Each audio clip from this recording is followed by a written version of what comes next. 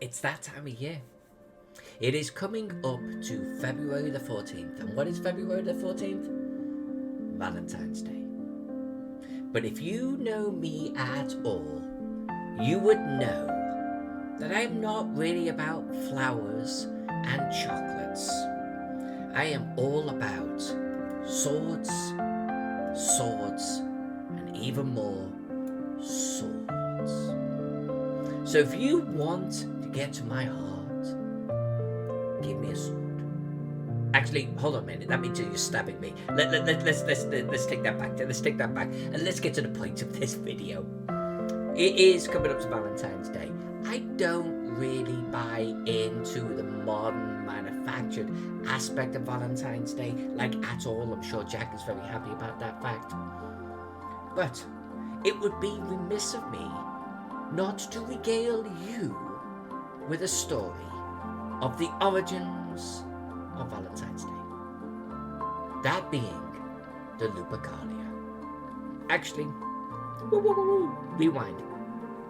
The Lupercalia was a Roman festival, and some historians believe that because it occurred around February the 15th and was a pagan festival, that it led to Valentine's Day on the 14th, and maybe it did, but we'll get to that later on, because also maybe it didn't. But this is also a great chance for me to tell you, my children, a story of ancient Rome. So let us begin. Long before Valentine's Day was celebrated, a festival that had nothing to do with love and chocolates was born. And it was born in the heart of Rome, and it was called the Lupercalia, and it was on February the 15th every year.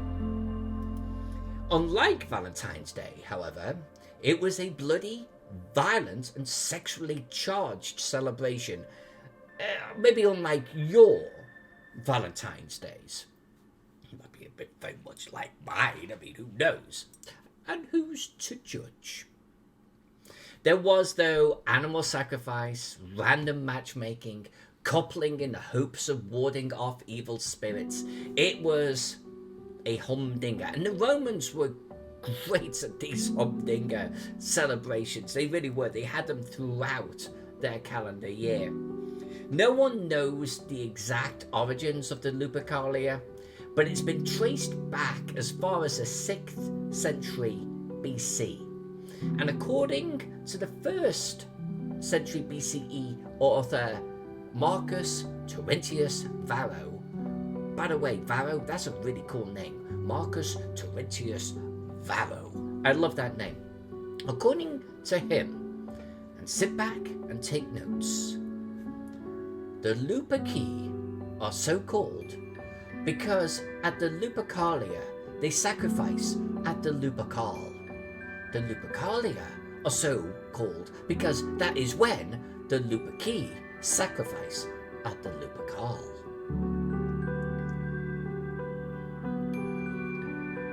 And if you're confused at this point, I think you have every right to be, because that's kind of like some circular nonsense right there. Like literally, cheers, Varro, the old mucker.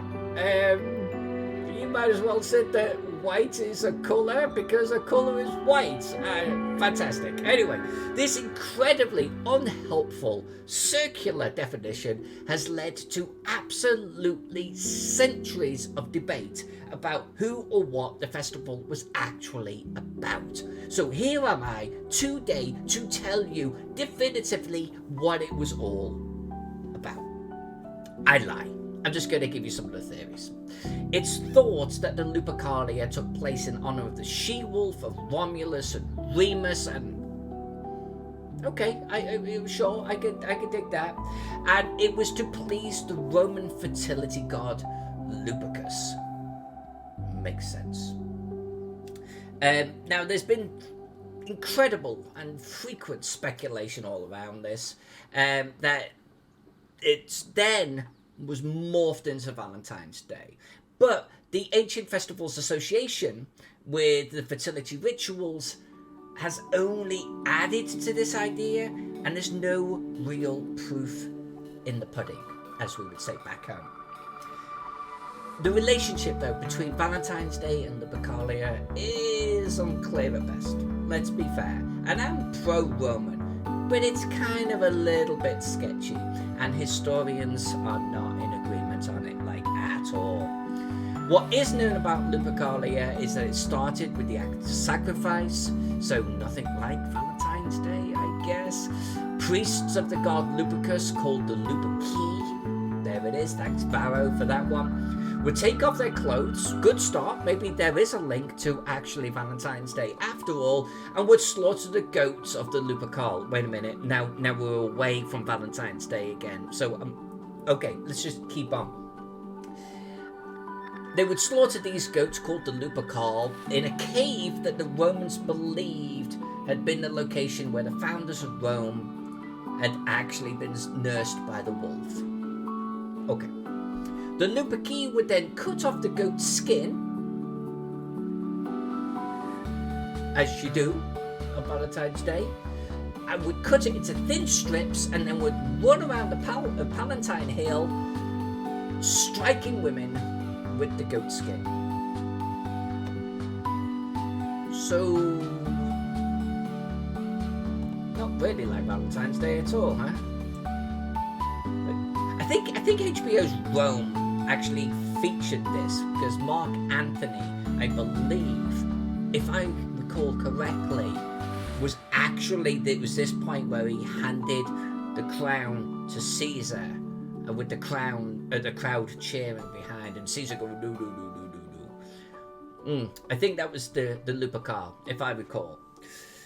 Now, aside from the fact that it was definitely something to do with fertility, some historians say no, but it was the fertility of animals, not the fertility of women, but yet we're whipping women with bloodied strips of goat flesh. I mean, is there really any link to Valentine's Day? Well, there's little correlation. If I'm going to lay it out, and you know me, I'm pro-ancient Rome, there's little correlation here. And there's no real conclusive evidence that the date of Lupercalia, being the 15th of February, really influenced when Pope Gelasius I then took Valentine, the Saint Valentine I should say, on the 14th into sainthood. There's no real evidence that was even related. Though pagan holidays were sometimes co-opted by the church, we know that has happened. This doesn't appear to be one of those times. So where does that leave us? Well, the earliest historical record of the Lupercalia was, as I said earlier, the 3rd century BCE. While the last record of the Lupercalia was from the end of the 5th century. That's 800 years. That's 800 years. It's pretty impressive. Now, Pope Gelasius I created a day for Saint Valentine around that time. But even though they weren't far apart chronologically, the supposed symbolic overlap between the two took centuries to develop.